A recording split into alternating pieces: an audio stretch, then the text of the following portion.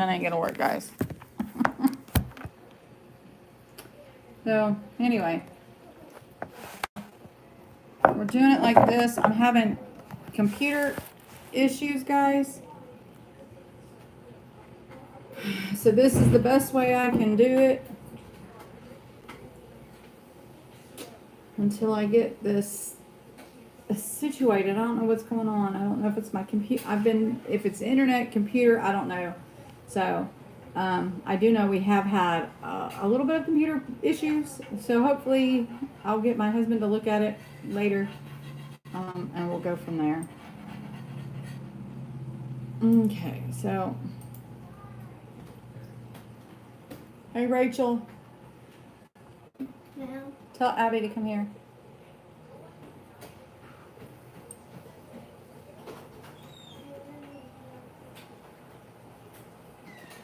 Okay, so let's get on with this, guys. We were at what to buy before I was so rudely interrupted. Yeah. Hey, Helen. Hey, Cody. How are you?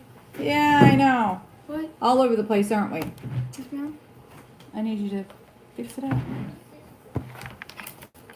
and make sure the volume's down because we'll have echo.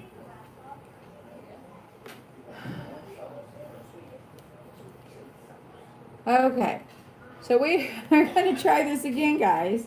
It looks like I still have a pretty good connection this way. I don't know what's up. So it can't be the internet. It has to be my computer, because it's not even wanting to upload my articles here. It's being contraire. It's been crazy all day.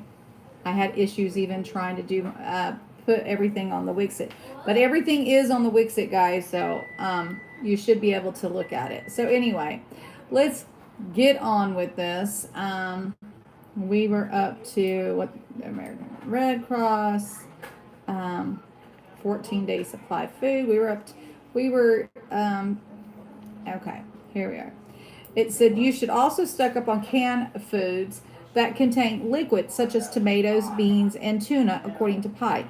The excess liquid can be used to cook dried food like rice and pasta. Make sure you have a can opener.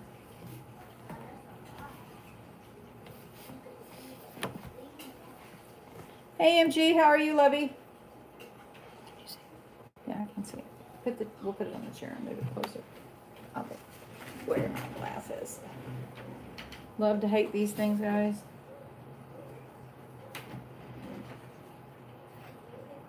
Boy, I have to read chat right now. Oh my goodness. Need to clean them. Okay, I hope everybody got the alert or got the thing. I'm having to go live on my tablet. Having computer issues, and it's my computer, guys. So we will try to make the best of all of this right now. Okay, so anyway, and don't neglect comforting foods, items like chocolate and coffee, even if they're not strictly essential. As Business Insider recently reported, such items can make a big difference in your mental health and morale during a home quarantine. Keep at least a gallon of water a day for each person and pet in your home, the American Red Cross recommends.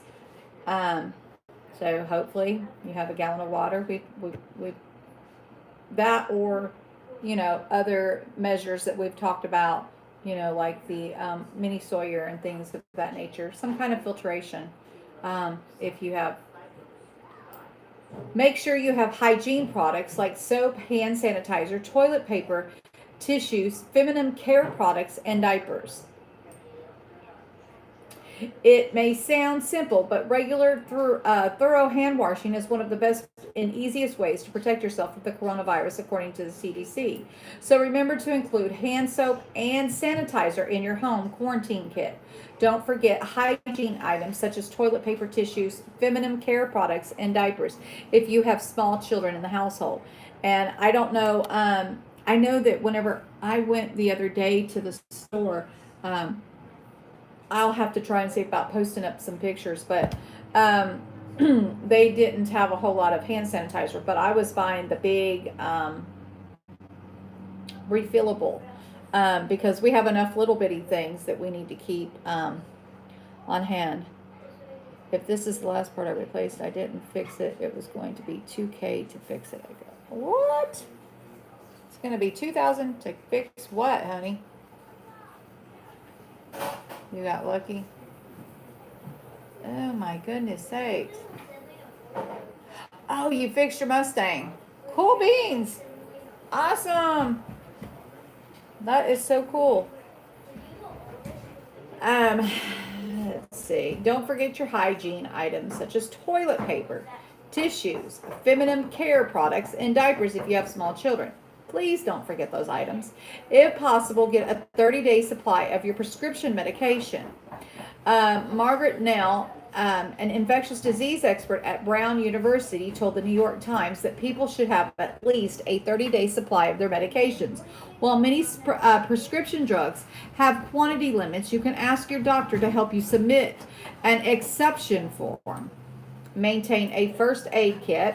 You should have at home a first aid kit to treat common injuries, including cuts, scrapes, swelling, sprains, strains, and more.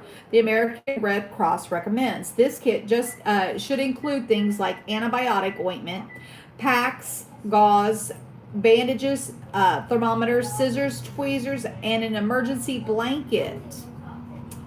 Take note of other medical supplies you may need, such as contact lens or hearing aid batteries, and make sure you have over-the-counter medicines like pain relievers and cough and cold medicines.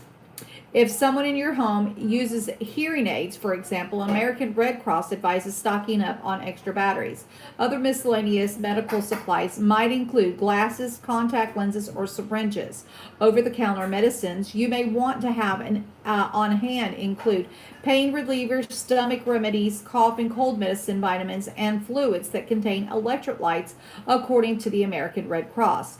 Federal authorities are advising Americans to skip the face mask, however, if they are not effective or necessary for the general public. The CDC recommends masks only for a select group. People in region experience an outbreak, healthcare workers treating the coronavirus patients, and anyone who experiences like flu symptoms. Okay, MG.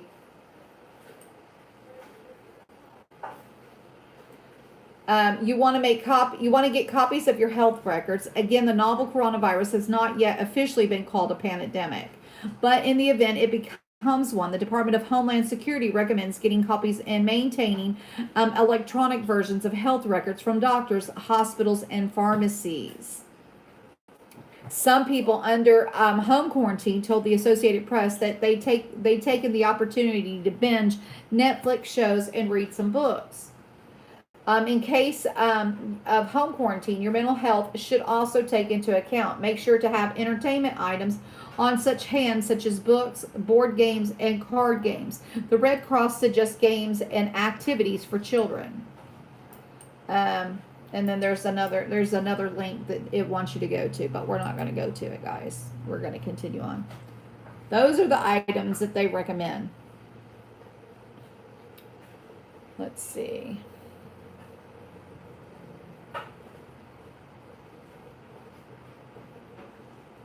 Okay.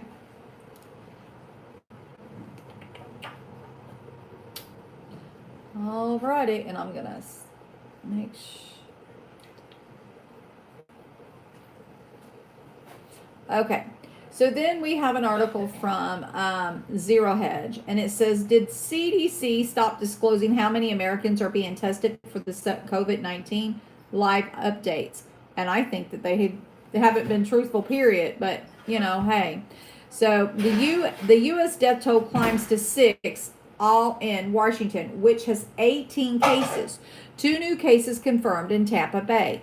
The first case reported in New Hampshire. Santa Clara County confirms 2 more cases, bringing the country total to 9. The Goblet warns the U.S. cases likely in the thousands. Illinois announces 4th case. Boris Johnson, a very significant expansion of the virus is clearly in the cards. Italian death toll climbs 18 to 52, while total cases surpass 2,000. BMW tells 150 to quarantine after Munich employee infected. Algeria total hits 5. Senegal becomes the second sub-Saharan country to confirm the virus. The WHO's Tedros virus is common enemy of humanity, so don't focus on the blame. Jordan reports first 2 cases. The French death toll revives to 3. Total cases climb to 191, and the Tunisia reports first case. The UK climbs to 40. The OECD warns that global growth could fall by half. The Indonesia reports first cases. Progress is made by being toward a vaccine. Kumo says that New York expects more cases. India confirms 2 more cases. The official Iran death toll hits 66. The EU confirms 38 deaths across 18 members, and the first case confirmed in Florida. 2 Amazon employees test positive in Milan, and the virus now is in 8 U.S. states: Washington, California, Illinois, Rhode Island, New York, Florida, Oregon, and New Hampshire. San Antonio virus patient rehospitalized after testing positive. So, also in Texas. They didn't mention Texas, but they say again, China warns it could face a locust invasion. Okay, and I'm going to go back because this isn't the article I wanted to go to, guys. Let's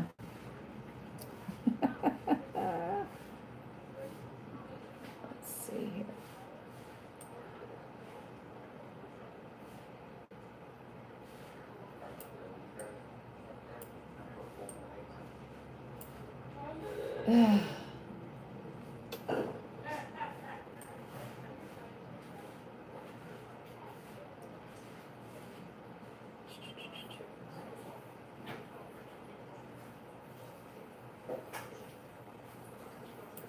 Okay. Scan, guys. Scan family. Y'all know who Scan family. You lost my connection. I know. I've had a decent stream. I don't think it's stopped or anything. I've been trying to keep an eye on it. I'm on my tablet. I don't know why. I'm having issues with my computer, guys. So anyway, the Intel Hub put out an article, and I got this from, like I said, from Scan, and she sent this to me, and it says, Washington State Governor declares a state of emergency over the coronavirus and activates a national and state guard in preparation for the hot martial law. Washington State Governor Jay Inslee declared a state of emergency on Saturday in all counties and authorized the activation of the U.S. military following the first publicly announced death from the COVID-19. The worldwide outbreak of COVID-19 and effects of its extreme risk to person-to-person transmission throughout the United States and Washington State significantly impact the life of health of our people as well as the economy of the Washington State, and is a public disaster that affects life, health, property, or the public peace. The proclamation states, I, Jay Inslee, Governor of the State of Washington, as a result of the above noted situation and under Chapter 3808, 3852, and 4306 RCW, do hereby proclaim that the state of emergency exists in all counties in the state of Washington, and direct the plans and procedures to the Washington State Comprehensive Emergency Management Plan be implemented. State agencies and departments are directed to utilize state resources and to do everything reasonably possible to assist affected political subdivisions in the effort to respond to and recover from the outbreak. Additionally, the proclamation authorizes the activation of the State Guard. As a result of this event, I also hereby order into active state service and organized militia of the Washington State to include the National Guard and the State Guard or such part thereof as may be necessary in the opinion of the Adjutant General to address the circumstances described above, to perform such duties as directed by competent authority of the Washington State Military Department in addressing the outbreak. Additionally, I direct direct the Washington State Department of Health, the Washington State Military Department Emergency Management Division, and other agencies to identify and provide appropriate personnel for conducting necessary and ongoing incident-related assessment. And I don't know who all lives in Washington that is in chat that would like to discuss if they have seen or noticed anything, any new changes since this so-called state of emergency. And as we discussed yesterday, they also declared the same state of emergency in Florida. But there's not an entailed thing as such as this that I found quite yet, guys.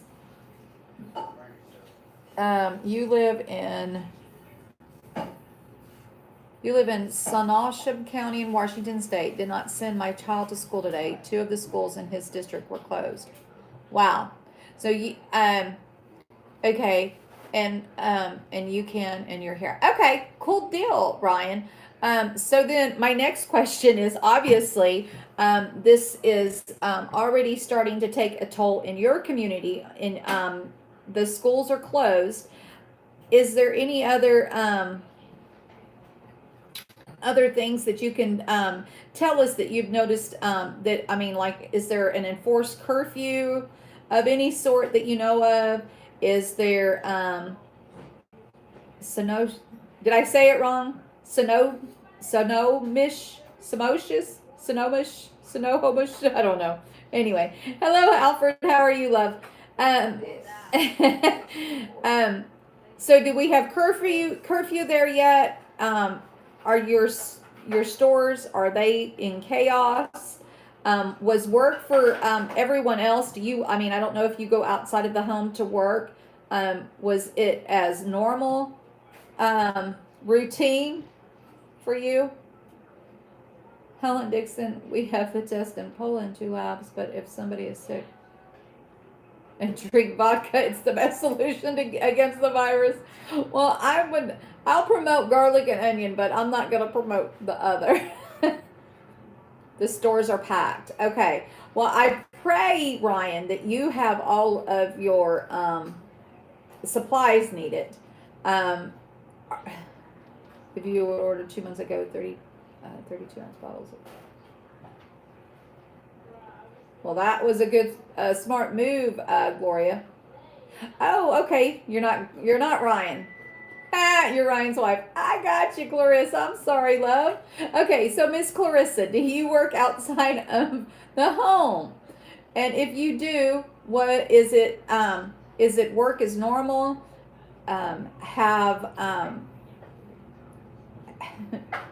Is it, I don't know, kind of a little different since all of this is taking effect? You're a dental assistant.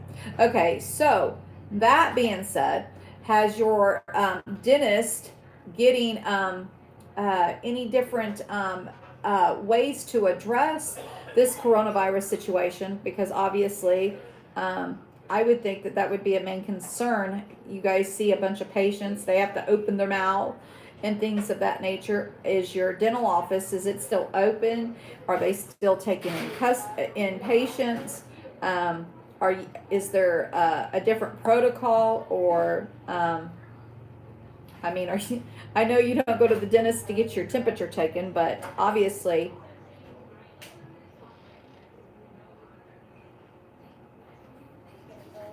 to order no more, and you didn't get any. So you've ordered, okay, so you were told to order more masks, and you didn't receive more. I hear you, Mama. I bet everyone is on edge. I am praying for everyone, Clarissa. 20 extra. Okay, so are you keeping your mask on no matter who's in the room? It's only 40% alcohol. You need 70 to kill it. Exactly.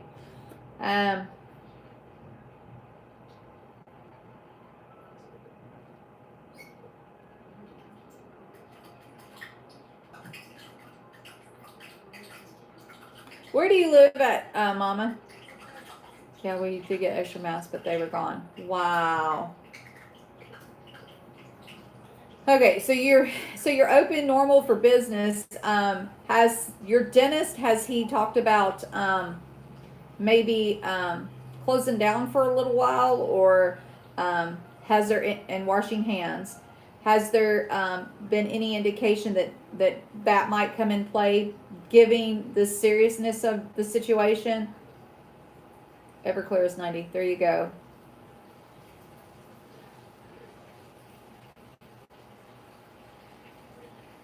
You're in Northern Washington. Do you still have to go to work, Mama, or do you work in the house? And what do you do? You had a few patients that came in with masks on. Yeah, and I don't blame them.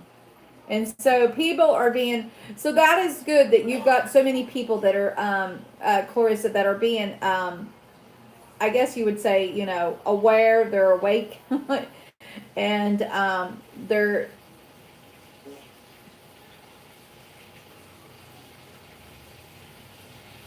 well, don't go drinking it if you're going to have to use it, Brandy.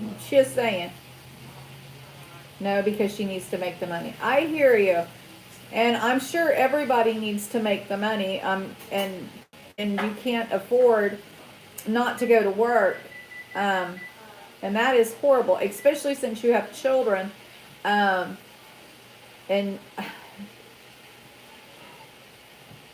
would are you capable, if need be, would your dentist, would he be or she be comfortable? I hear you. So Clarissa, would you feel comfortable that just say be that you, when you got to a point that you felt like you might be a danger staying in your position, would you possibly tell them you have to take a leave because you have to watch your children? Or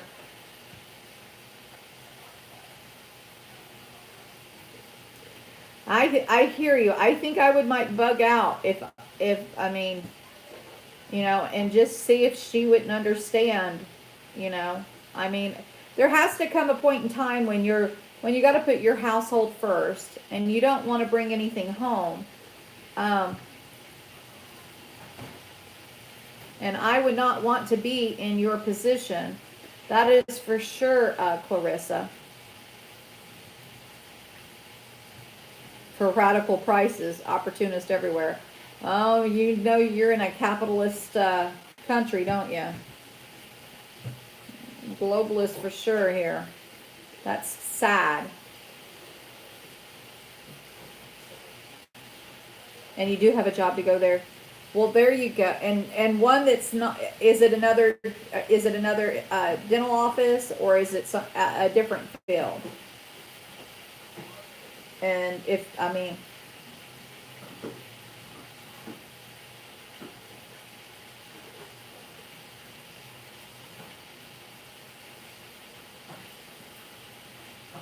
you got it all, Brandy. Girl, we just need. You moved, and your office, it is in a rural area. Do you feel more confident in that rural area? I mean, I'm not.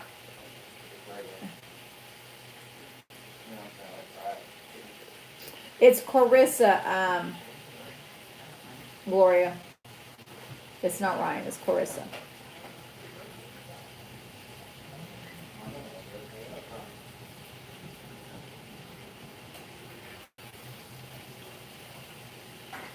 Hi, Shannon.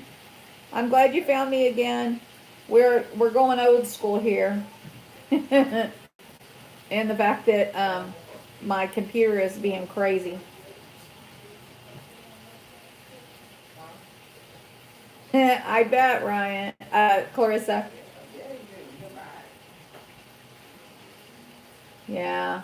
I would say if you have the ability to go back, to get back to that secluded area, that secluded lifestyle, I definitely would to protect my children. Just, I mean, that's just me though.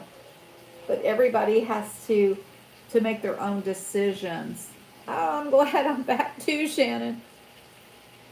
You would go to the rule too. Less people, and you can see anyone come. Exactly. That's it. And everyone's priority is their family. And you've got to make the best decisions for your family and not, but that would be mine. And I can just tell you what I would do myself. But I will definitely be praying that the Lord guides you in all wisdom and truth, Clarissa, because it's a big step either way you go. And your sister is in Thurston County, Lisa. Has she JC Mom is in here too. She also is in Washington. You're packing that. I hear you, girl. There you go. God. Well, I will be praying for you for safe travels, and I definitely will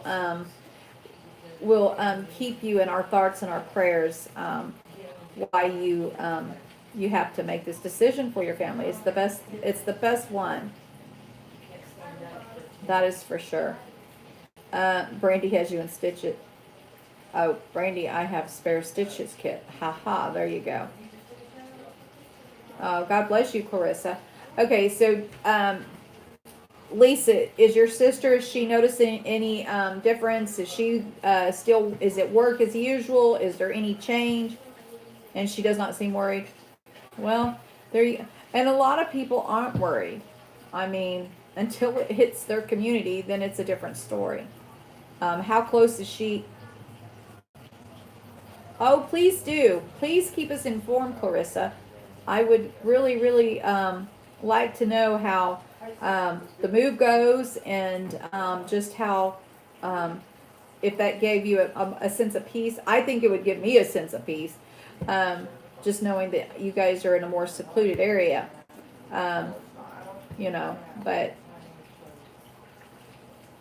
your health. I hear you, Mama. And are you close, Mama, to an area that is affected by this? All right. Good night, Clarissa. Love you. Are you in an area that you're close to all of this, Mama? Yeah. Don't worry. You can't worry. You just have to stay ahead of the game,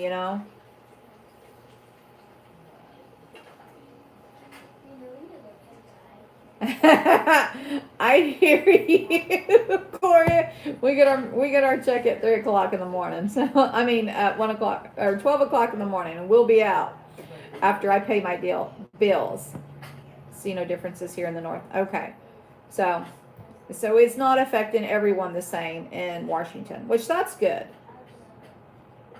So the CV at the hospital in Wasu there was a report at the CV. Yep. Oh man. Okay, guys, I'm gonna try and finish with the stuff, but I am keeping an eye, and I do want to hear from everybody that's in Washington. If you guys will just tell us if there's anything different going on and things of that nature, that you notice from this, this stuff that's going on, because you guys seem to be the hardest hit right now. I mean, you guys have had a total of 6 deaths, and regardless of how many they are reporting, you have to know that this is taking its toll. She said store seem to be okay, and the stores are okay there. Well, that's good, Lisa. Well, I would definitely tell her, if she doesn't have to go out, don't go out. And if you have supplies, why waste time going to the thing? Okay, so from the State Comprehensive Emergency Management Plan, there are 3 levels of activation for the movement coordination. And this is at level 3. And its full activation, including a standalone MCC, multiple MCPs located strategically along major routes leading into the disaster affected area, possible law enforcement, established traffic control points, roadblocks, and escorted convoys of emergency supplies. Level 3 activation is warranted when there is judgment of the disaster manager, a distinct and credible threat to the safety of resources transiting through and to a disaster areas due to civil unrest, substantial damage to infrastructure, or other restrictions or hazards to movement. Effective operation of a MCC and MCPS is dependent upon effective coordination between the Washington State Department of Transportation and the patrol, Washington National Guard, U.S. Customs, and the Border Protection. Transportation. So I'm just wondering if this is going to affect your guys' borders as well. You have no underlying health issues. You should be fine. And I agree with you on that. If you have no underlying health issues, you should be okay. And I would definitely, I mean, if you guys did not watch the interview that I did with Dr. Joey, go back and watch that interview. For those that didn't watch it, and if you did watch it and you didn't write down all the stuff that we talked about, go watch it because he gave us lots of ways to up our immune system. And so even for those that have underlying conditions, if you up your immunity, you're going to be in a better place. And wash your hands. Wash your hands. That is like, and try not to touch your face. That is the hardest thing I know for some people, is trying not to touch their face. The state EOC notifies, there's a little map on here. I hope you guys will go and check this out. This is on the Wixit site. There's a little graph thing. But anyway, it says a statement posted to the governor's official website reads as follows. Governor Jay Inslee today declared a state of emergency in response to new cases of the COVID-19, directing the state agencies to use all resources necessary to prepare for and to respond to the outbreak. This will allow us to get resources we need, Inslee said. This is a time to take common sense, proactive measures to ensure the health and safety of those who live in Washington state. Our state agency directors have been actively preparing since the nation's first case appeared in Kenosha County. Washingtonians can be assured we've taken this threat seriously and have been working in collaboration with our health care partners to develop plans and procedures to prepare for what could likely be a worldwide pandemic. And I definitely can see why Clarissa is taking her family and moving out of that county. I definitely would. He issued a proclamation that states that agencies and departments to utilize state resources to do everything reasonably possible to assist affected communities responding to and recovering from the COVID. It also allows the use of Washington National Guard if necessary. In January, the Washington Military Department activated the State of Emergency Operations Center at a level 1, the highest level, to help coordinate a statewide response. Today, the Public Health, Seattle, and King County announced the death of an individual with the CV for the first in the United States. And again, this was yesterday's, guys. The nation's first case was found in Kenosha County man in January. He had traveled to Wuhan and has now recovered on February 28th. The State Department has Health announced 2 additional cases, a King County woman who had recently traveled to South Korea and a Kenosha County teenager who with no travel history. Both are recovering at home and remain in home isolation. The Department of Health also announced last week that the Public Health Lab in Shoreline now has the capability to test for cases of the CV expediting results. This means our state can respond quickly and effectively, Inslee said. Our priority now is to slow the spread of this virus. Our healthcare professionals say the easiest way to do that is to practice good hygiene. Wash your hands often, sanitize frequently, touch surfaces, and stay home. And I have another article. I don't know if you guys all know who Fringe Files is, but she broke last night with a video. I don't know if it was Marf's video, because I know she had a video for Marf, or if this was a video that was sent to her. But I had I found an article about from Intel Hub, and that confirms, which you don't need confirmation when you have a video like that, but busloads of U.S. Army soldiers were captured on a video Saturday as they traveled in a convoy southbound through Grant Pass, Oregon, before heading into northern California, where the deadly SARS CV2 coronavirus is reportedly spreading from person to person. All these buses, people heading southbound, get soldiers on them. A woman who captured the video on camera explained, there they go, all those buses. And it was, I mean, I haven't ever known them to bus in people, except for like, if they were doing a training exercise, guys. And sometimes, like from boot camp, when they're picking you up to take you to boot camp. Now, yeah, that's what this article says. A number of soldiers were spotted off the charter buses in front of a burger joint. All of these soldiers, they never came through Grant Pass like this, she said. So far, there's 3 charter buses with soldiers. When the soldiers were asked where they were going, they just smiled, another woman said. And I encourage everyone, if you did not see the French Files video, definitely go check it out, because she plays the video. She actually has the video. Store shelves in Sarah County are cleared out. There's a scene. And I think Marf has been videotaping. If you guys are not following Marf, if somebody will share Marf's Twitter, if anybody in chat has Marf's Twitter link, I would appreciate it, because you all should be following him on Twitter. If you don't follow anybody else, I would follow, you're headed to Cali. What? Who's headed to Cali? You're going to Cali, Mama? We're gonna go see him, but we're not. Headed to Cali. Who's headed to Cali?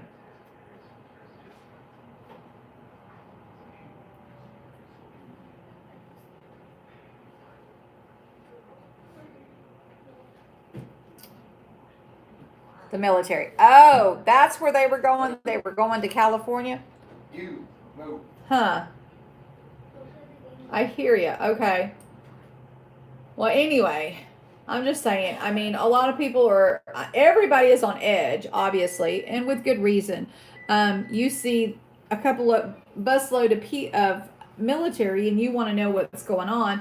Me, myself, I guess because I've seen busloads of military before, but they were going to boot camp. So and I've lived close to bases, so I don't ever really freak out when I see stuff like that. But giving all of these state of emergencies and everything that's going on, I guess I would be, it's a little bit different time. Okay, so let's see. Then we have,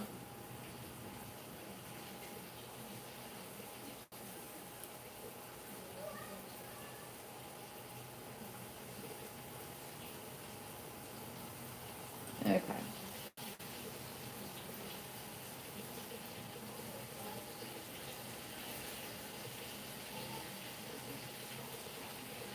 You're going to send them there to get sick and then back home after they're infected? I hope not. Okay. This here's from Business Insiders, and it says travelers are paying thousands of dollars to evacuate from coronavirus affected areas on private jets. Thanks to aviation loopholes, they can get out quickly despite travel bans. And I think that this is going to be a real problem, guys. It says a commercial airliner canceled flights around the world due to the coronavirus outbreak, but private jet companies are swooping in to fetch both leisure and business travelers. In short, we are booming. Justin Krebs, CEO, a private jet charter company, Jetly, told Business Insider, "I've never seen so much activity in our evacuation flight department." Jetly, which has headquarters in New York and Toronto, connects clients to 23,713 private aircraft around the world and calls itself the Expedia of private aviation. The company has been unprecedented spike, thousands of requests within hours, and last-minute travel and evacuation requests from clients trying to avoid existing and impending travel bans. This time of year, we typically see 2,000 to 3,000 flights requested each day, but we have doubled that for almost every new news release of a major outbreak in the past weeks, getting people out of the affected areas, Krebs said. So if they have, this is alarming in my opinion, guys. So now they have another way to escape. So are they avoiding these quarantines, and how dangerous can that be for the rest of us? No, we don't want faulty test kits. Why do I want a faulty test kit? I hope we don't get any faulty test kits.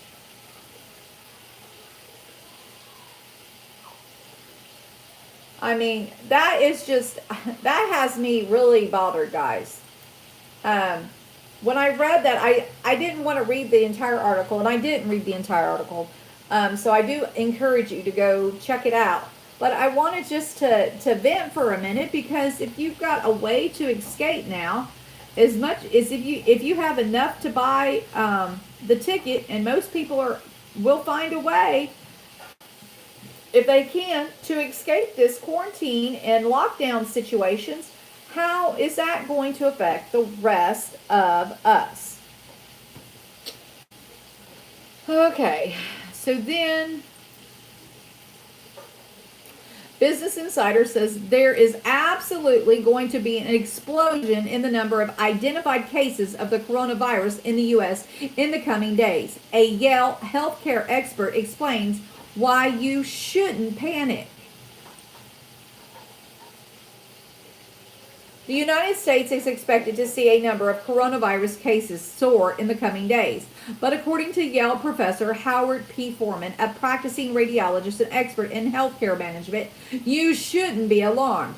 The confirmed number of coronavirus cases is likely to increase dramatically, Foreman explained in an interview with Yale Insight, published Sunday. But that's because existing cases will be properly tested and identified. There is absolutely going to be an explosion in the number of identified cases, Foreman told Yale Insights. But how fast that number increases is highly dependent on how fast we can test.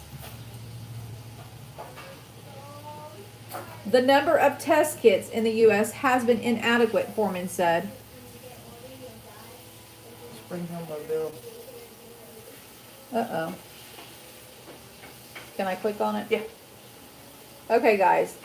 I just got this. This broke about an hour ago. And I'm going to share this with you guys. For all my family and friends that live in Alabama, a Spring Hill student arriving back from Italy is advised to quarantine themselves for 14 days. Mobile, Alabama. Spring Hill students arriving back to the States from their Italian campus are being advised to do a 14-day quarantine at their homes. This comes after a school shutting down their Italian campus due to the elevated risk of the coronavirus. Spring Hill officials tells us that they sent out an email to their students and those students' parents advising them once they arrive back not to leave their homes for 2 weeks. Spring Hill College will not be doing on-site testing. The decision to shut down their Italian campus was made after the U.S. Department of State elevated the travel advisory in that area to level 3. That means travelers should reconsider traveling because of the risk of infection. With that information, Spring Hill officials felt it was best for the safety and health of those students to shut down the campus. The students will be complete the rest of their coursework online starting on March 9th. But if they want to come back to campus at all, they must be it must be after those 14 days of quarantine. They will also have to provide a note from their physician stating that they are not showing any signs of the symptoms of COVID-19. So now There's not a confirmed case in Alabama, but we definitely have students that have traveled to Italy. And they're shutting down the Spring Hill campus. I didn't even know there was a school in Spring Hill. Yeah. I mean, I know there's elementary schools, but I didn't know there was a college there. Yeah.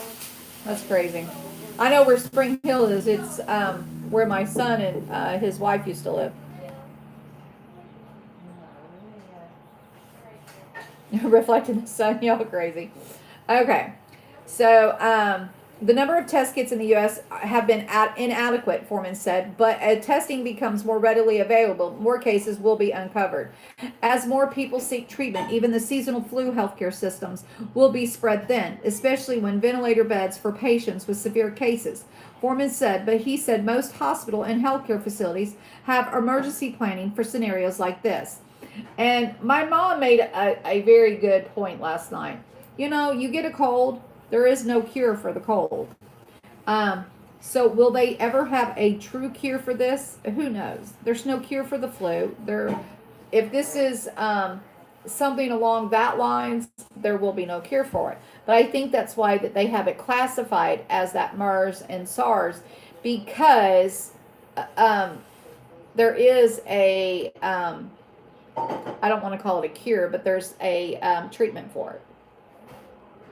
There has been more than 87,000 confirmed coronavirus cases and more than 3,000 deaths, mostly in China. And I believe we've talked about it. It's up to 90,000. Oh, I bet she is under the microscope, Mama. She needs to be. Anyway. That is that doctor. I believe we talked about this story yesterday, but for those that didn't see me yesterday, this Yale healthcare professional is saying that we will see an explosion here in the U.S. I think we've already have actually seen the start of it. It's trickle now, guys. Where will the next trickle come from?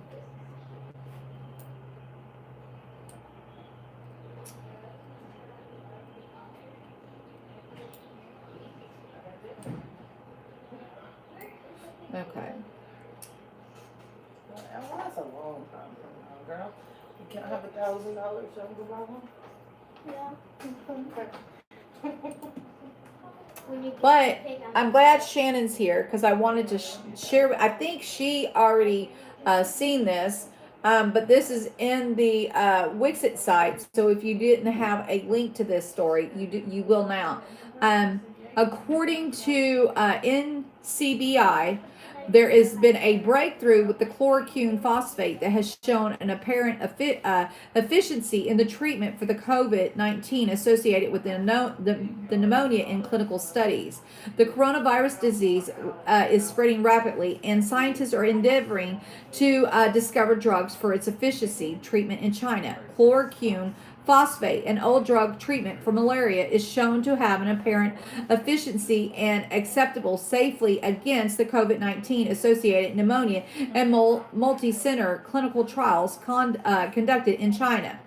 The drug is recommended to be included in the next version of the guidelines for the prevention of diagnosis and treatment in pneumonia caused by the COVID-19 and the National Health Commission for the People's Republic of China for treatment of the COVID-19 and the large populations in the future. And for people that know, I have lupus, and I believe Shannon does as well. And we already take that medication. So I was pretty ecstatic when I actually found the article.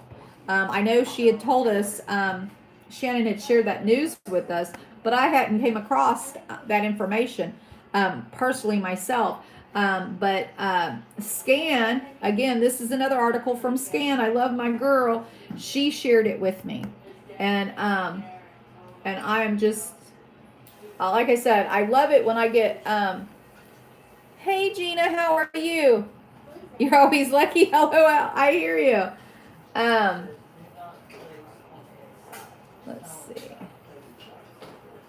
And then we have from RT, 24 people hospitalized, 83 quarantined after contact with the coronavirus patient in Moscow, Mayor.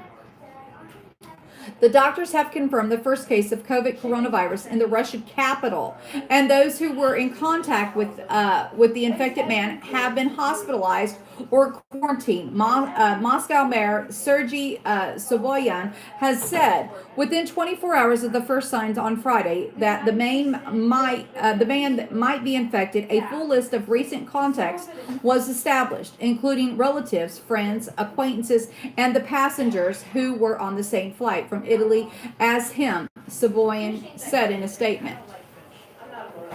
Aiden. And will you open the door? Pop it open with that. I'm burning up, guys. Okay, 6 relatives and 5 acquaintances of this patient were hospitalized from the passengers of the flight from Italy. 13 people were hospitalized and 83 people have been quarantined. That's a lot of people quarantined. The Russian citizen reportedly became infected with the coronavirus during his vacation in Italy. He returned to his home outside of Moscow just over a week ago, and several days later approached doctors with symptoms of an acute respiratory viral infection, after which he was swiftly hospitalized. The patient who is suffering from the coronavirus is now in the infectious disease hospital and receiving the necessary treatment, the mayor added. Since the first recorded case in Chinese city of Wuhan in late December, the coronavirus has spread to 53 countries with almost 90,000 cases around the globe and more than 30,000 fatalities. Now, I ask you, if this is in 53 countries, do you think that 90,000 is a sufficient number? I'm just curious. And more than 3,000 fatalities. And do you think that is a sufficient number? I just don't see where, if this is in 53 countries, where that 90,000 is where we're at. I mean, I really, really, truly believe that these numbers are being suppressed. I just cannot shake that, guys, by no means. Both numbers. More than 44,000 patients have successfully recovered from the virus.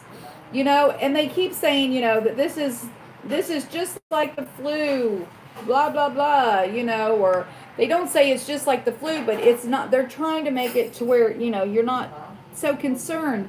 But when has the flu, you know, literally closed down borders, shut down the economic, you know, global system? When did the flu cause all that? Not until, what was it? The Spanish flu, maybe? The swine flu? Epidemic a while back? Russia has been undertaking a large-scale effort to prevent the spread of the epidemic, with special facilities set up in Moscow and elsewhere across the country to accept those who may become sick. Thousands of people who either had acute respiratory viral diseases or had visited coronavirus-hit countries were put under medical surveillance. The government has also banned the majority of flights from China and South Korea, while closing parts of Russian-Chinese border in the Far East. Train travel to Italy has also been suspended, but flights are so far continuing as normal.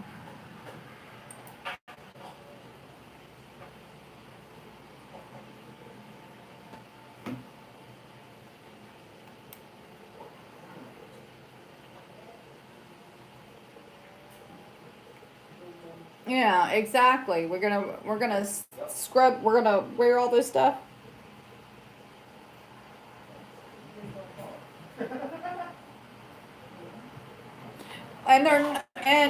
Shannon, we read an article and they said that they're not going to tell us which ones are.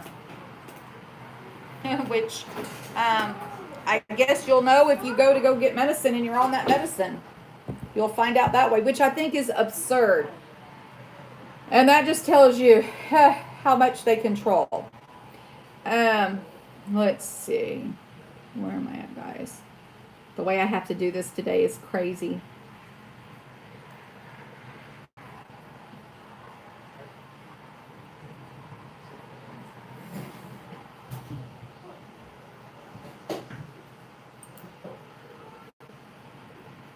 And the Daily Mail has put out another article about the panic buying that hit the U.S. as anxious shoppers stockpile food and medical supplies as the number of the coronavirus cases surged to 103. Now this one is saying 103. So did we get a couple of new cases? Let's read.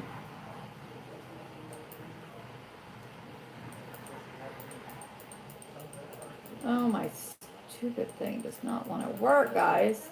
About ready to throw this computer out the window, guys. A panic buying has hit the U.S. with anxious shoppers clearing supermarket shelves as they stock up on food and medical supplies after the number of confirmed cases across the country soared to 103. People started stockpiling items from stores across the country over the weekend as health officials confirmed that first 2 people had died in the United States from the coronavirus. The 2 coronavirus-related deaths were confirmed in Washington State, and it included a resident at the Life Care Center nursing home and a patient at the Evergreen Health Hospital. The spread of the disease, which began in China, has seen more than 89,000 cases worldwide and over 3,000 fatalities, prompted panic buying ever since the health authorities warned the Americans should start prepping for the domestic acceleration of the virus. Hey, can I get a soda and the pad with the pictures? Okay.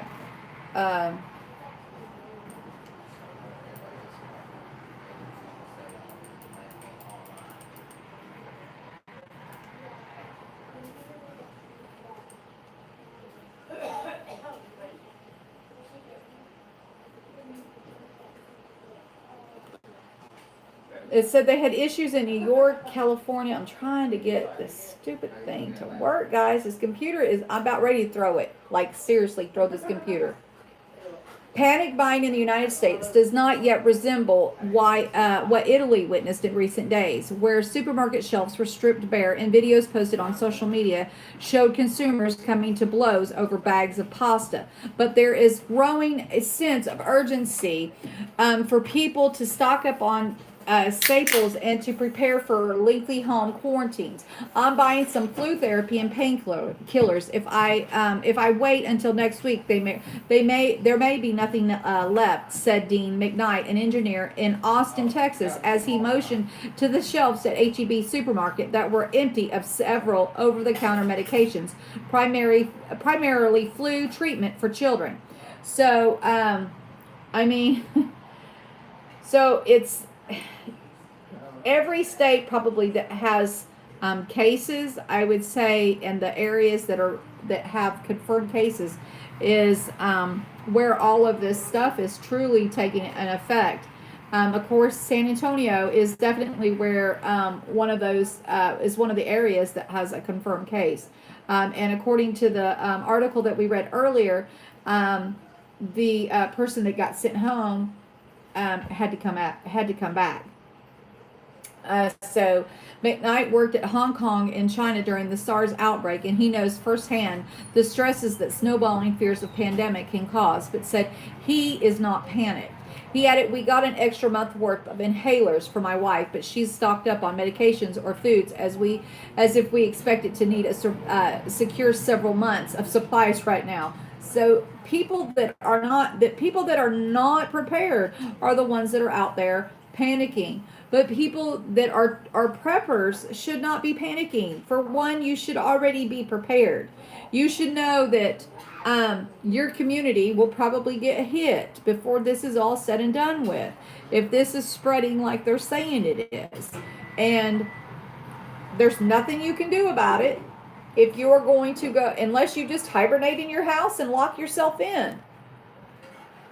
And insulin will be hard to find. Probably so.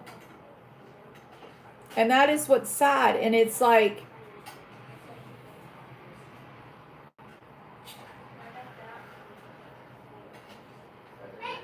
right.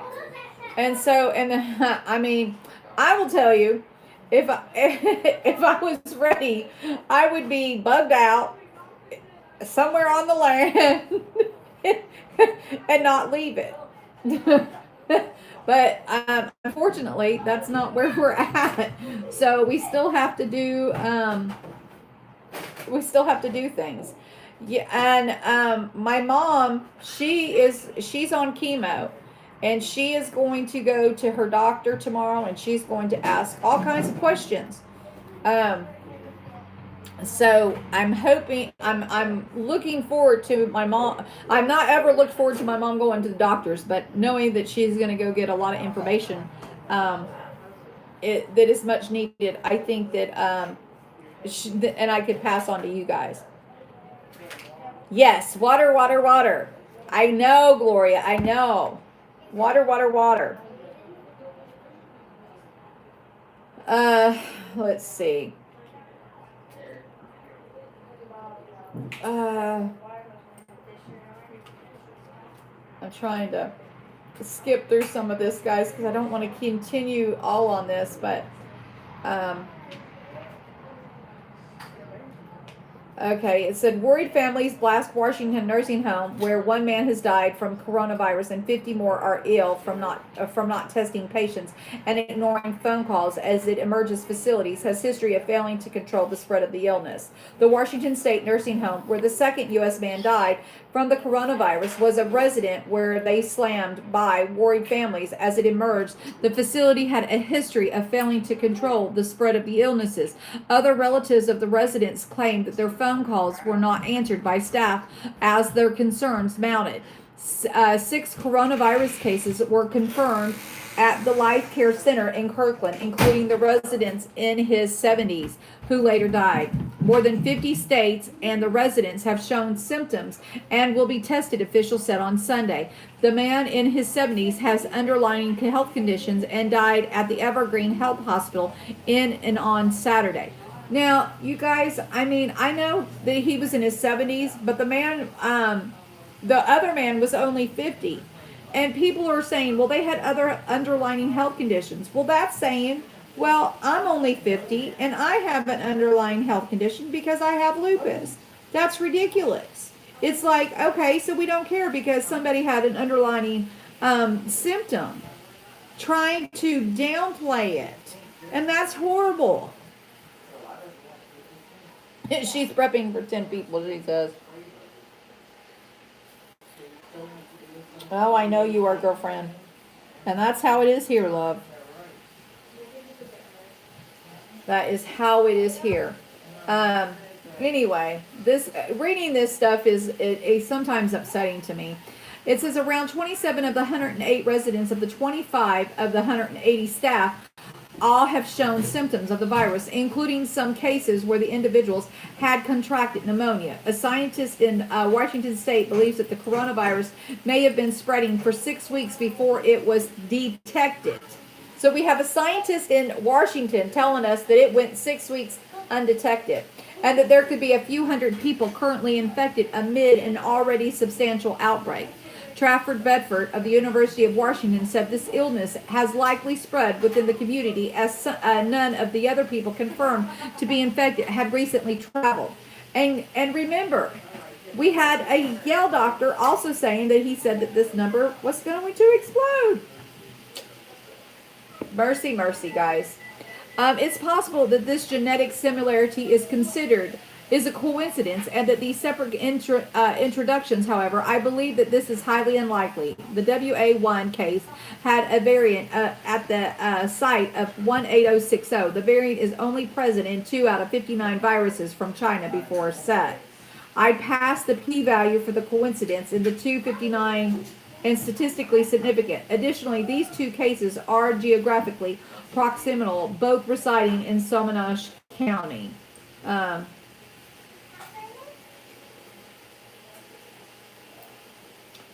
And I want to just point out, hopefully I can show you guys this.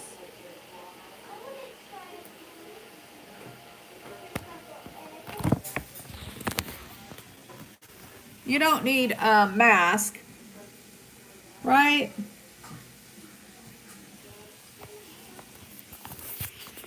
But did you see everybody in that picture is wearing, hopefully you saw the way I have to do it. because of this stupid computer acting crazy on me, guys. But did you see that the people in that picture all have on masks and goggles, gloves? They don't have on like a tie-back suit, but they have on just, I wonder if that's enough protection. Like I call it a dentist bed, but I don't know what you guys call it because that's what it reminds me of. Something you would put on in the dentist chair. I believe we are facing already a substantial outbreak in Washington state that was not detected until now due to the narrow case definition requiring direct travel to China. Scientists not affiliated with the research said the results did not necessarily surprise them and pointed out that for many people, especially younger, healthier ones, the symptoms are not much worse than a flu or a bad cold. So far, there are at least 5 reported cases nationwide where authorities do not know how the virus was contracted, according to the federal government. 1 in Chicago and 1 in Washington state, 1 in Oregon and 2 in California. On Sunday, it was reported that the 3rd case of the coronavirus was confirmed in Illinois. Officials said that 2 other Illinois patients found to have the coronavirus since made a full recovery. Also on Sunday, the Rhode Island Department of Health announced the first presumptive positive case of coronavirus. The patient is in his 40s and traveled to Italy in mid-February. On Sunday night, the Florida Department of Health confirmed 2 patients that have tested presumptive positive for the coronavirus. One is a resident in Hillsborough County, while the other one is in Manatee County. Both have been isolated. The Trump administration on Saturday announced measures aimed at curbing the spread of the coronavirus. Yeah. The vice president also has issued Washington, Oregon, and Illinois have begun their own testing. So there are places that have their own testing. Mike Pence also contracted 3 mil company to produce an extra 35 million respiratory masks in a month. That's an awesome number. And he urged Americans not to buy masks. Let's not buy masks so we can protect ourselves if in case we need them. That just makes no sense, guys. It just is very frustrating and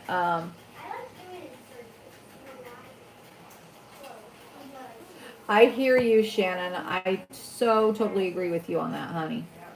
I really, truly do.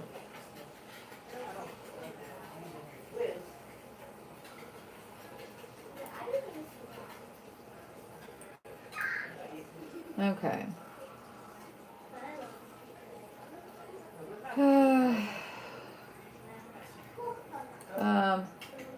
According to this article from Daily Mail, Trump touts that they will have a cure soon. He says, we're talking about a vaccine, maybe even a cure. Donald Trump meets with pharma executives at the White House as coronavirus spreads and says he won't stop holding rallies because they are safe. So he's not going to stop holding a rally. For those people that want to see your president, you sure can go and see him. He's holding a one in North Carolina. It says, let's see, Pence is scheduled to brief the public. We already saw that. Trump announced February 2 travel restrictions.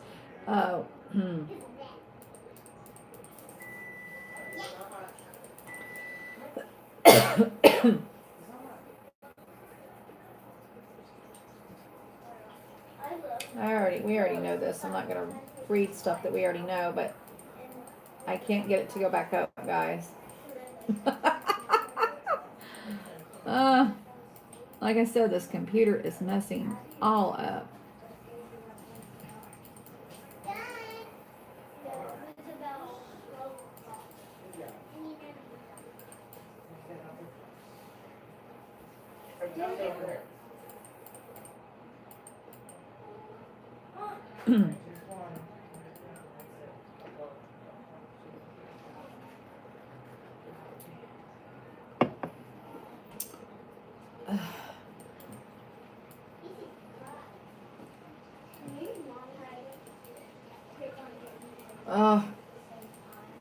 Okay, President Trump is holding a campaign rally in Charlotte, North Carolina on Monday evening. Also defended holding a gathering of thousands amid concerns about the spreading of the disease, saying it was safe.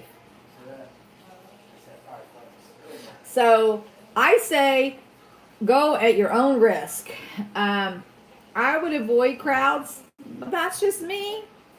You know, I mean, seriously, that's me. I would avoid crowds. And that's all we need to hear because a lot of this is just verbiage. It's just the same stuff, just in a different article. But I wanted to let you know that he does still continue to plan his lovely campaign rallies. So for those that haven't seen the president and want to see the president, definitely go. Now, Daily Mail had this article that they're saying that FEMA is preparing for Donald Trump to declare the coronavirus a national emergency to free up disaster relief funding and federal assistance. I kind of thought he already did, but apparently what he had declared basically pertained to the border wall. I went and I looked it up. I'll have a couple articles put together and maybe another. We might go live for that a little later or do a video or something. The Federal Emergency Management Agency is said to be preparing for Donald Trump to declare the coronavirus a national emergency.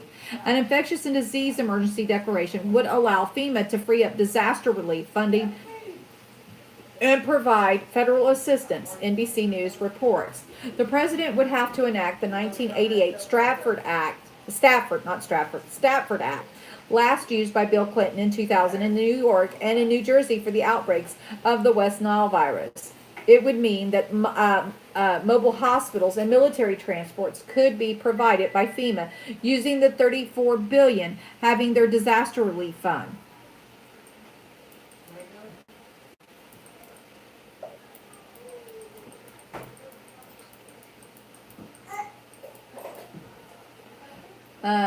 Okay, it says total cases is 103, but I think they're taking, okay, there's 6 dead in Washington, there's 18 cases in Washington, 3 in Oregon, 20 in California, 1 in Arizona, 1 in Texas, 2 in Florida, 4 in Illinois, 1 in Wisconsin, 1 in New York, and I know that there's 2 in Rhode Island, 1 in New Hampshire, and 1 in Maine.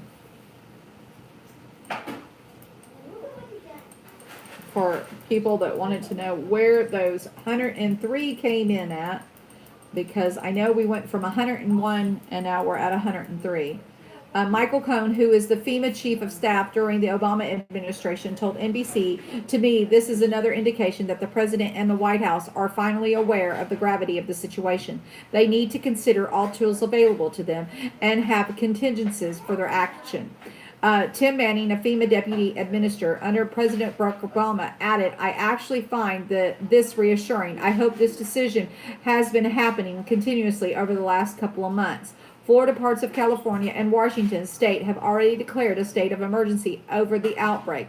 FEMA spokesperson Liza Litzo said, "At this time, there isn't anything additional to the HHS public health emergency." So parts of California, which we know it's Santa Clara or San Francisco, or both, I think it was, as well as Florida and Washington have all declared states of emergency. And FEMA spokesperson Lizzie Litzo said, "At this time, there isn't any additional to the HHS public health emergency." The New York confirmed its first coronavirus case on Sunday as a female healthcare worker in the 30s who returned from Iran last week. It is now being quarantined in Manhattan home.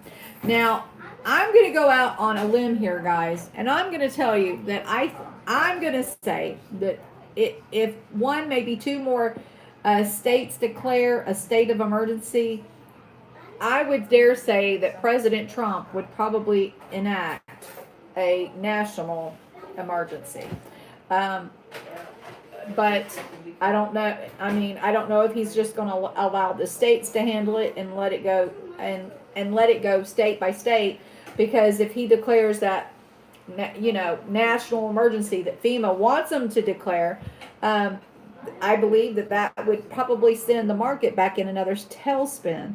So, but then if he doesn't, then there's going to be a lot of people that are going to be questioning, you know, is he more worried about the market versus public health?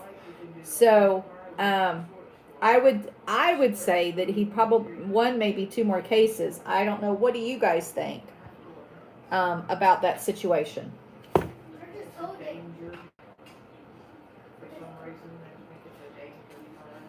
Yeah, FEMA is wanting him to Shannon, but I seriously think that I don't see how he can't declare it if one or two more states declare states of emergency. I just don't see. I mean, are we going to go state by state and just let each state handle themselves, or do you think that Trump will step in? Just a question. I'm curious to think what you guys think. You agree? Yeah, I really think if one I if one more goes up and he doesn't declare, I think if there's another one after that, I don't think that he'll allow two more to declare states of emergency without him going in there and declaring it. If he doesn't do it if he doesn't do it before then, only because if the numbers increase dramatically, I do see him doing. I would think that he would do it. But again, if he does, he's worried about spooking the market. You know. Anyway, New York has confirmed the coronavirus case on Sunday. A female healthcare worker in her 30s who returned to her home from Manhattan. It came as a New York doctor warned the coronavirus case. Dr. Matt McCarthy, who is a staff physician at the very busy New York Presbyterian Hospital in Manhattan, claimed he doesn't have the tools to properly care for patients because of the lack of the coronavirus test being made available. And this is, and of course they're going to complain. I would be complaining if I was a doctor. You got to have the tools readily available, or you cannot properly identify it, and there you're going to have more spread. Scott Gottlieb, who is the former commissioner of the Food and Drug Administration, also told CNBC that there are 3 critical weeks were lost in trying to contain the spread in the U.S. because the Italy faulty test. Not because of Italy, but because of faulty tests. Over the weekend, authorities confirmed that 2 people had died in Washington. The total number of U.S. cases soared to 103. The spread of the disease, which began in China, has now been to more than 89,000 and 3,000 fatalities. And it's just crazy, guys. It just continues. It seems to be no end. Seattle King County Public Health Department confirmed late Sunday that the man in his 70s also passed. Right?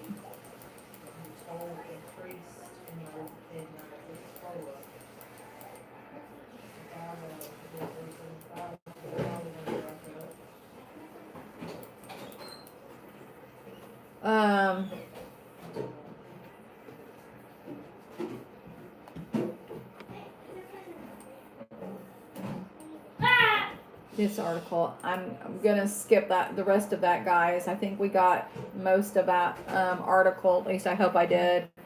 The page was getting really hard to turn.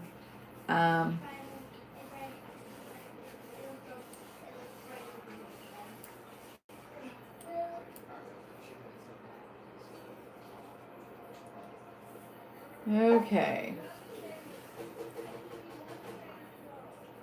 And then this here article, guys, is from Twisted Truth. This is an article that was dated back February 11th.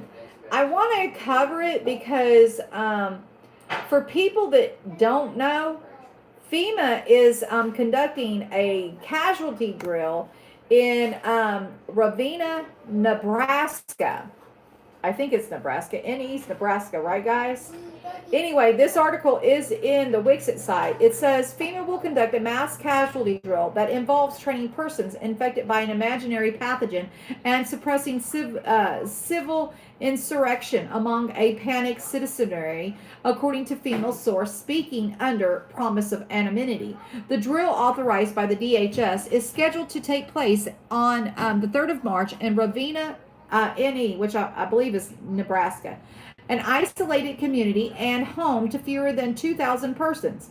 FEMA selected Ravenna because of its remoteness and because the media is unlikely to catch wind or take interest in the government exercise in a podunk middle America. The agency intends to send 700 full-time employees to Ravenna, some of whom will role-play victims of hypothetical sicknesses eerily like the novel coronavirus that has infected at least 42,000 people and killed 1,000, most in mainland China.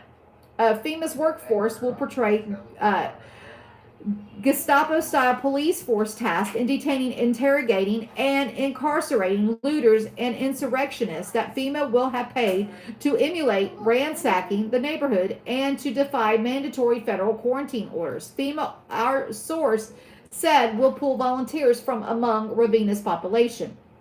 The CDC has added is coordinating with FEMA on this exercise, and at least 15 CDC physicians will be on scene to evaluate the threat persons infected with the pretend virus. Some civilians will receive forced inoculations, but the vaccination is allegedly a placebo made of sterile water and harmless fillers, preservatives, adjuvants, and stabilizers. FEMA Acting Director Peter Gaynor, DHS Chairman Chad Wolf, and the CDC Deputy Director Ann Shoshat will be on site to evaluate FEMA and the CDC's performance, our source said. That's a lot of brass present for a simple training exercise, he added.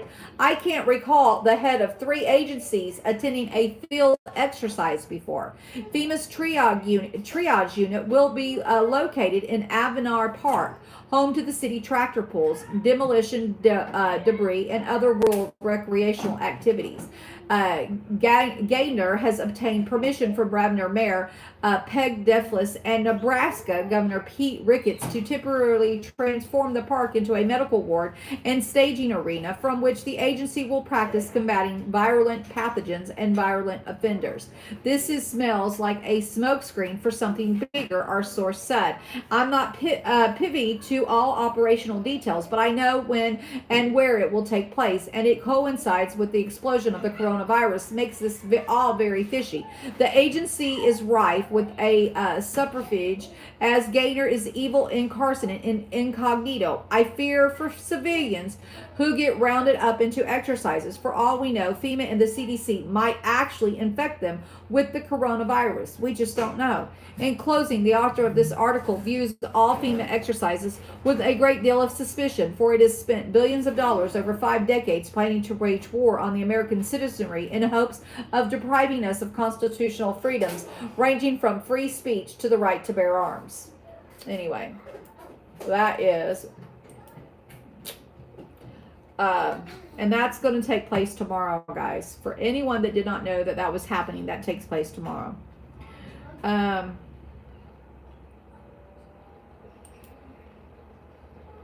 Then we have an article from Fox News.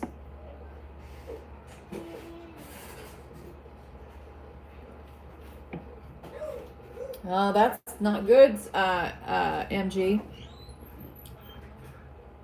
I would tell you to make sure you have a mask, and I wouldn't be going anywhere without one in your area, just saying.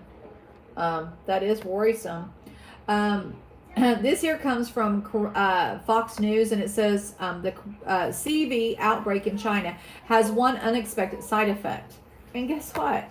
It says in an effort to curb the spread of the novel CV, which has affected more than 80,000 and killed more than 3,000 in China. A live bookkeeper is helping customize QuickBooks for me. Okay, you're off. The country has shuttered factories and quarantined many of its citizens. However, as the country's factories slowly return online from the aftermath, there has been one unexpected side effect to decline in the economic activity. Pollution has vanished. And you guys should see the shots. It's crazy. So No. that ought to tell you, if they have no pollution, just how standstill China truly is. I just can't imagine as much pollution that they've had for years. But I guess, you don't have all the factories up and running. It does take a toll. Let's see. We already talked about that.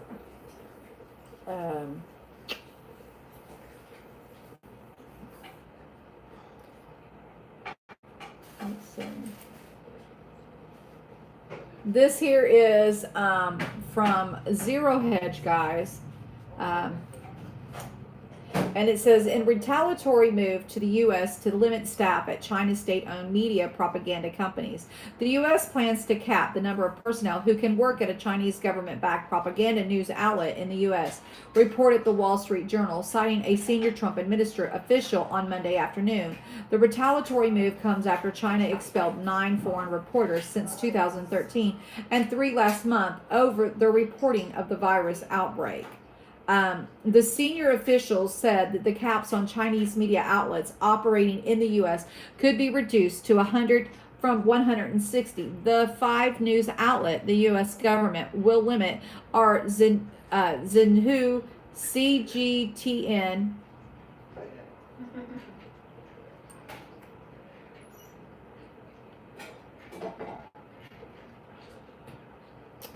where did it go, George? CGTN, China Radio, China Daily, and the People's Daily all must comply with new limits by March 13th. Chinese state media outlets have freely operated for the U.S. for years, and now it appears that the Trump administration wants to restrict their reporting. Trump officials are declaring the media outlets are not practitioners of journalism, but rather operatives of the Chinese Communist government. A State Department official said foreign journalists in China are working in harsh conditions where freedom of the press is under severe siege. He described the Chinese news organization that the Trump administration is expected to target with new limits as the propaganda apparatus of the Chinese government. China has a long masked intelligence operations in the journalistic credentials. Jonathan Turley, a law professor at George Washington University, said the danger is China could reciprocate against our journalists. Turley added the difference is our journalists in China are actually journalists, decoupling between China and the U.S. countries. Continues. And that is all of that article, guys. We cannot get along with China to save our life, can we? Please don't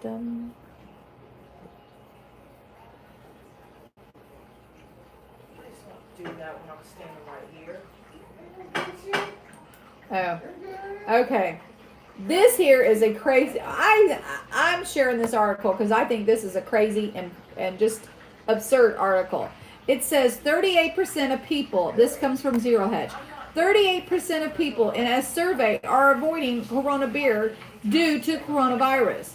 How ridiculous is that, guys? I don't drink alcohol anymore, okay? But why would anybody put the two together? Just because it says Corona? It says a survey of more than 700 beer drinkers had revealed some stunning results. First, there are apparently no signs of intelligent life for the human races left on Earth. And second, people are completely ignorant as to what the coronavirus is, how it is transmitted, and what can be done to prevent it. We say that 38% of these people surveyed had said that they would not, under any circumstances, buy a Corona beer as a result of the deadly coronavirus spreading, according to CNN. There's obviously zero link between the two, aside from the fact that they both have a similar name. 16% of the people surveyed said that they were not sure whether the virus is related to Corona beer, and 14% of the respondents who regularly drink Corona beer said that they would no longer order it in public. I mean, give me a break. One has nothing to do with the other. Can they be that? I mean, if your brain is that far gone from drinking. I mean, I just don't know what to say. I mean, this is ridiculous. Sometimes your brand just gets unlucky. Ron Tarosson, founder and CEO of the 5WPR, the public relations for that conduct that survey. There's no question that Corona beer is suffering because of the coronavirus. Could one imagine walking into a bar and saying, "Hey, I have a Corona? Pass me a Corona." He continued, while the brand has claimed that the consumers understand there's no linkage between the virus, the beer company, this is a disaster for the Corona brand. After all, what brands to be linked to this virus, which is killing people worldwide? The Constellation Brands, however, brewer of the beer, says that the timing couldn't be worse. They were the price pipe of the introducing a new Corona branded hard Slitzer product of the summertime promotion for the drink, which uses the phrase "coming ashore soon" has already been criticized. I mean, God, sadly, I can honestly see this, and it's ridiculous. I mean, but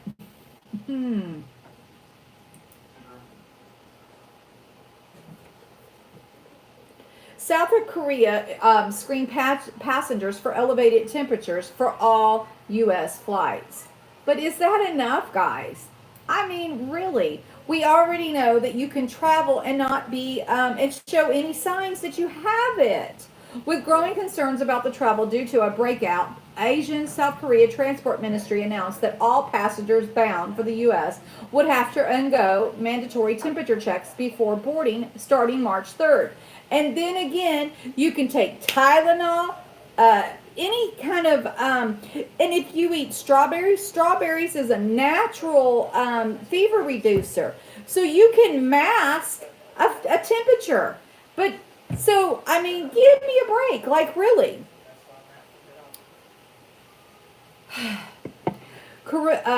Korean Air said last Friday that the would start checking the temperatures of her passengers boarding planes to the U.S. and would deny anyone with the temperature higher than 99.5. This comes as 599 new cases are in South Korea, raising their total to 4,335 and a death toll of 22. And it's like South Korea Transport Military said mandatory temperature checks on flights would go into effect on Tuesday. The ministry said airlines used disinfectant sprays to sterilize the cabins while their efforts to minimize the spread of the virus. It said temperature checks could be coming to other routes in the near term. The Trump administration has been hesitant to the South Korea with the same flight. Will, open my door back, please. They opened the screen. I'm burning up. The Trump administration is hesitant to slap South Korea with the same flight restrictions that have been placed on China. Vice President Pence announced Saturday that the U.S. had raised the travel warning to 4 to South Korea. The president has also directed the State Department to work with allies in Italy and South Korea to coordinate a screening and medical screening in countries other of any individuals that are coming into the United States, Pence said.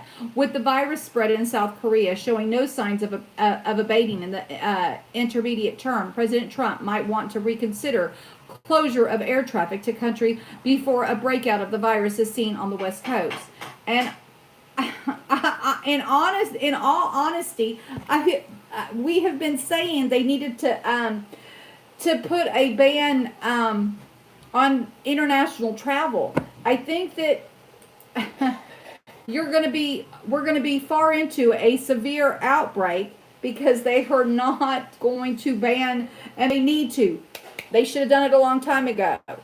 And are they going to do it when it's going to be too late? I mean, give me a break.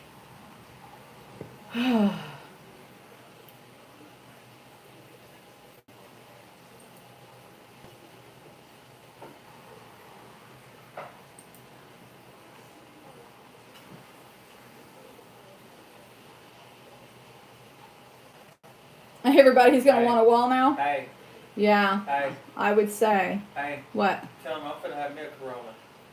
You think I'm kidding? My son says he's going to have a Corona. He's crazy. I said, tell him that I'm finna have a Corona. My son is just, he's crazy, guys. Just ignoring. Okay, it says I have a plea for test. A New York City ER doc warns there's going to be thousands of cases in the U.S. by next week. So we have another doctor giving a warning. This one in New York saying that there is going to be thousands of U.S. cases by next week. It says thousands. This is the third or fourth. I can't even remember. I'm losing count, guys. Help me out here.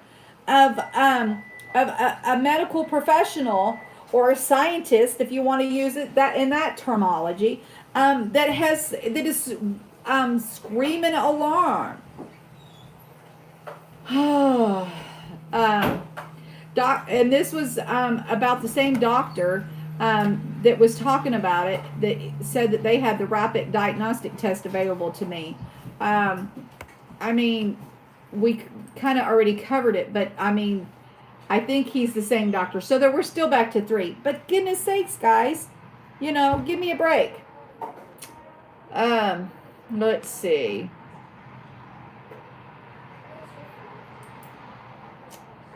I think these other 2 ones we've already done.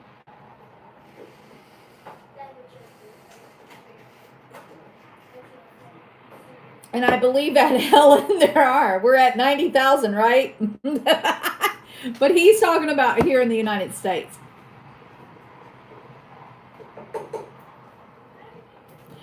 No, they're not releasing the names of the victims because of HIPAA, I do believe. Look. I wish we could find out. And it says, what are the odds? A timeline of facts linking the COVID-19, HIV, and the Wuhan secret biolab, have been permanently banned from Twitter, sharing publicly available details of the man who ran the show as far as a bat soup biology in Wuhan's super secret biolab. Let's see.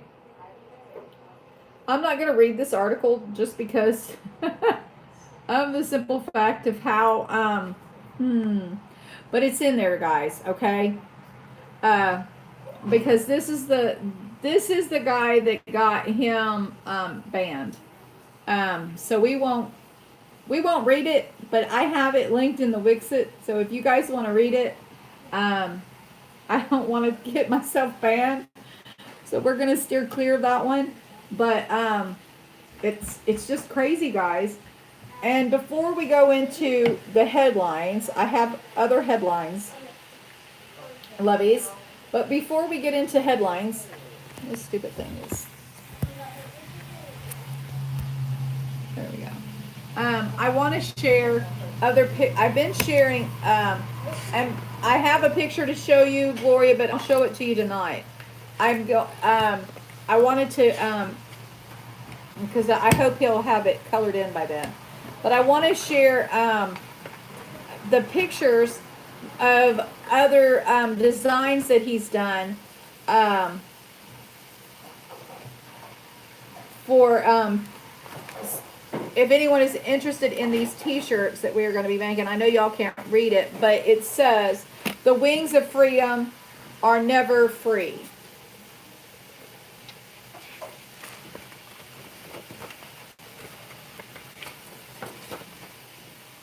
And Democrats ask, is there a cure for brain farts?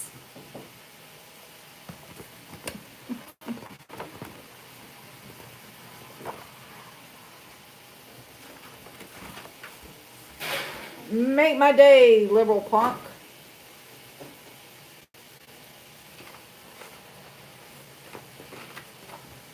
Elvis Presley, always the king of rock and roll.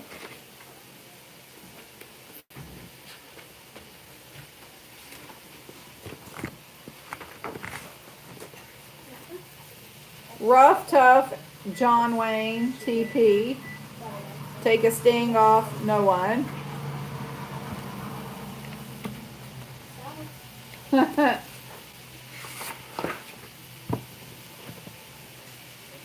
I wish I could do that.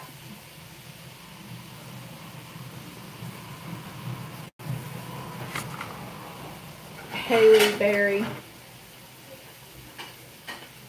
Now, some of these. C-Man can mutate, multitask. C-Man can multitask. I'm sorry. C-Man can multitask. Ha ha ha.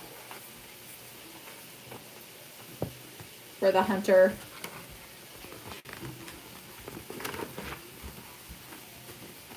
My dream, your nightmare.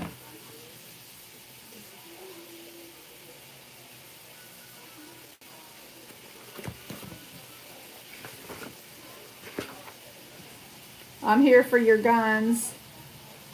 How many pieces of me do you want, Democrat Jack? I've done this one, Nacho, the word of the day, and still Nacho president. I'm not showing that one. I say duck.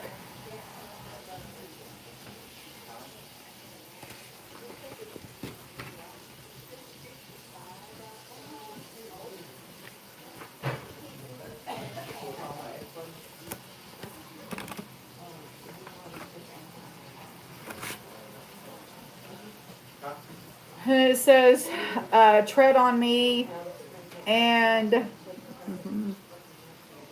you know.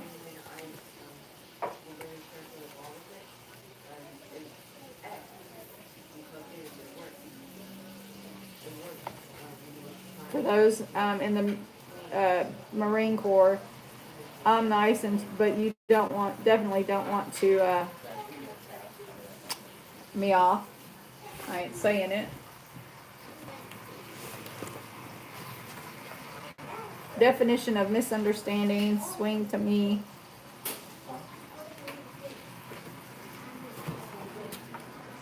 Trump farted, let's impeach him.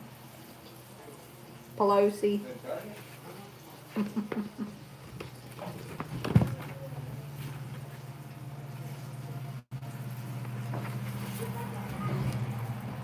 Let's party.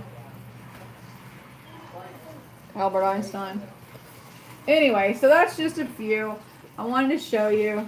He does do stuff other than if they outlaw guns, I will be an outlaw.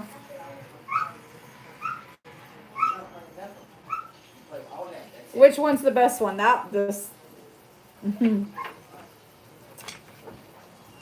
So if anybody wants it, I'm going to try and get these shirts uploaded to the community tab. So anybody can look at them and you'll be able to read it properly. That's where I'm going to stick it. So if you guys want to, the farting, well, if you want a shirt, send $15 to that P.O. box and your shirt size and a returned address, and I will mail you a shirt of your choice. There's a couple of other ones that I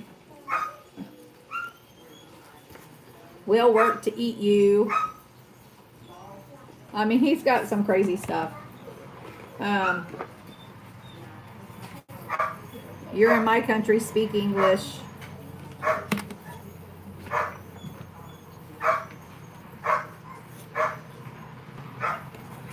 And then here, 90% of the day men have on their minds.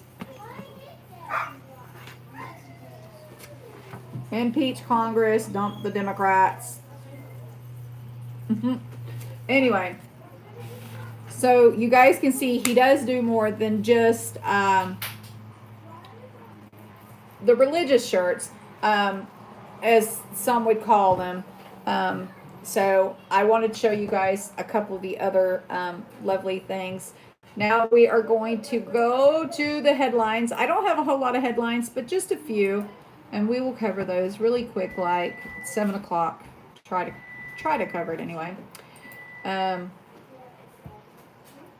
Shell drillers need a miracle to keep production from failing. With the West Texas Texas Intermediate falling below 45 a barrel after the latest burst of the coronavirus panic, U.S. shale oil and gas producers are feeling growing the heat, except for Permian, which production of both oil and gas is still growing. The U.S. shale patch is retrenching, and the Permian may soon follow suit. In its latest drilling productivity report released earlier this month, the Energy Information Administration said oil production had declined across 6 of the 7 major shale plays in the country by some 21,000 PDD. In the Permian, however, production rose by 39,000 BPD, tipping the total into a net increase of 18,000 BPD. Now, while this confirms the star status of Permian, it also suggests that oil production growth is becoming uneconomical in other shale places. A recent report on other oil gas reproduction trends in 2019 showed that the slowdown is not a sudden one. The titled Rockies and Bacon in Focus, the report of Vernon says growth in production in these regions had slowed to a crawl amid the low oil prices, pipeline constraints. The oil and gas info provider noted that we're also stifling production growth. While relief in the pipeline constraints in the Bakken and Denver, Julesburg area is coming, prices don't look like they are going anywhere except maybe further down if OPEC fails to agree to deeper cuts. This means the financial pressure many oil and gas drillers in each shale patch are already feeling will only deepen and production growth will slow further. Earlier this week, Chief Executive Schoenberg said as much as speaking to Reuters on the sidelines of the industry event in Saudi Arabia. Olivia Lepard said expected growth in U.S. shale oil production to slow down to 600,000 to 700,000 BBT this year and further to just 200,000 BPD next year as low as prices continue to take their toll. And I say that this has lots to do with the standstill in China. If you don't have companies open, people can't go to work. If you're quarantined, you can't travel. I mean, and if it's slowed down that much, I think that kind of tells you that there's more going on here in the United States than we know about.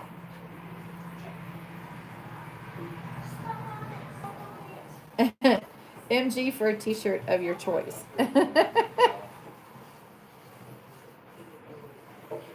Aw. Y'all are silly. Anyway, so I say, if this is like,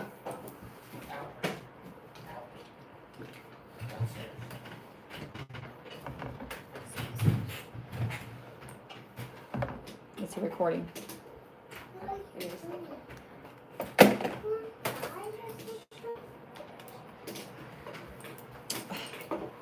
Okay.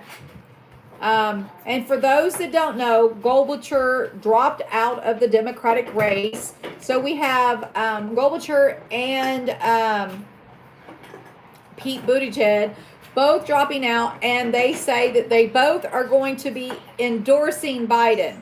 I ask you, who would endorse somebody that has clear signs of either Alzheimer's or some kind of dementia? I mean, come on. He's running for Senate. He doesn't even know he's running for president. And in some places, he doesn't even know what state he's in. Just kind of crazy there. And then Zero Hedge has this article that says a bizarre pink colored smoke over Canada. The Canadian town worries residents. Residents of one town in Canada were confused Friday morning when they saw a pinkish purplish smoke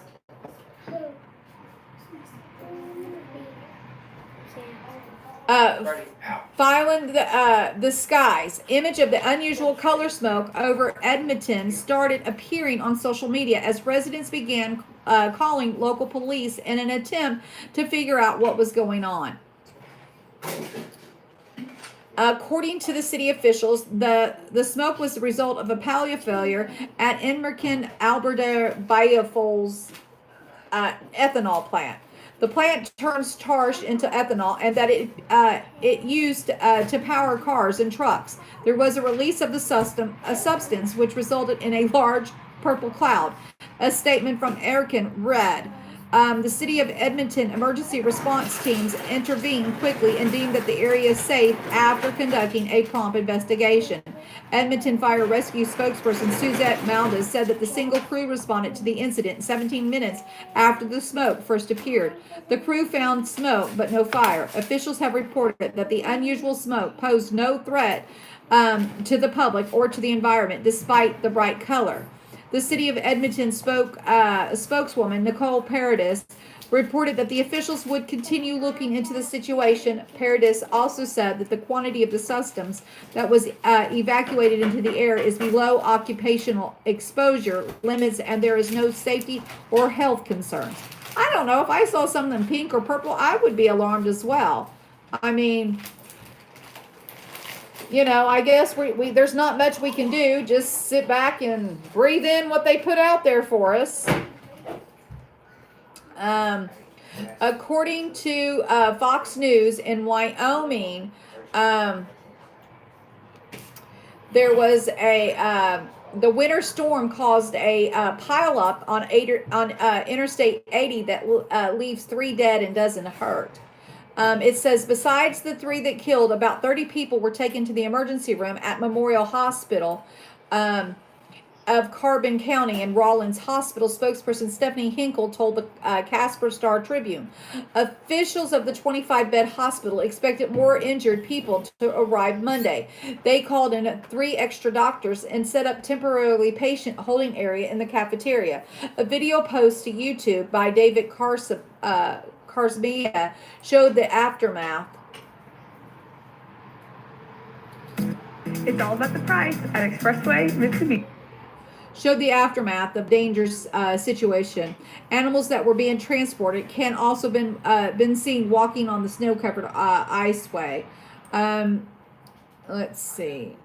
There's a diesel on its side, or no, it's not on its side. It looks like it's on its side. It's oh my goodness sakes! One of the diesels was trailers was hauling cows, and the other one literally ripped away the entire paneling, guys. It looks horrible. It says the crash caused 200-mile stretch of westbound I-80 from Lamar to Rock Springs to be shuttered. Wyoming Department of Transportation's officials said the highway could reopen early Tuesday. They're expecting more winter alerts, they said. The National Weather Service had issued a winter weather alert in the region at the time due to 6 inches of snow forecast for that area. And forecasters predicted snow-driven upwinds to 50 miles an hour. Crazy snow, guys. That's horrible. That poor cow, guys. It looks so sad. Oh, we love you too, Lisa. Most definitely. Most definitely. Let's see. Daily Mail, Mexican immigrant released. Oh, this one is going to make you guys mad. If I can't scroll through it, I'm going to read just the title. Daily Mail is the only one that gives me problem. The other ones I'm able to scroll down on. This one, this doesn't seem to be giving me a problem. Okay.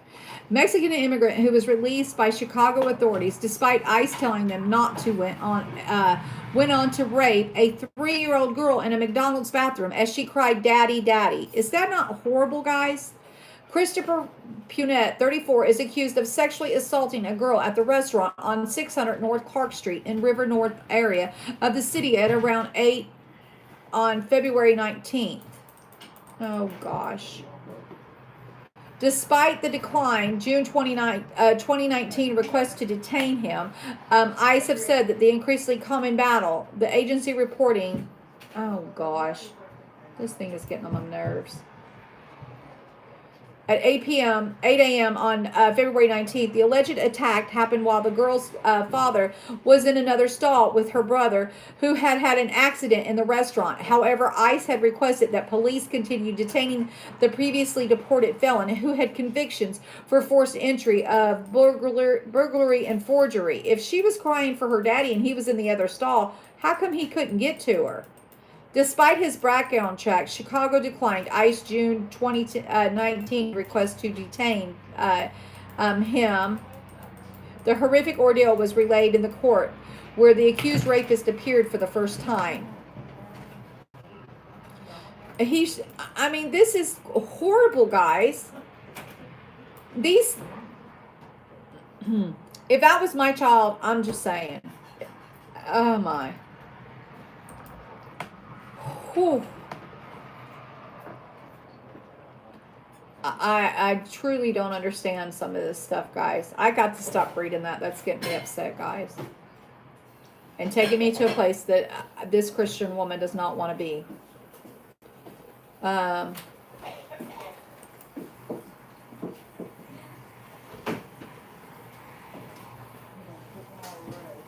Sorry, guys.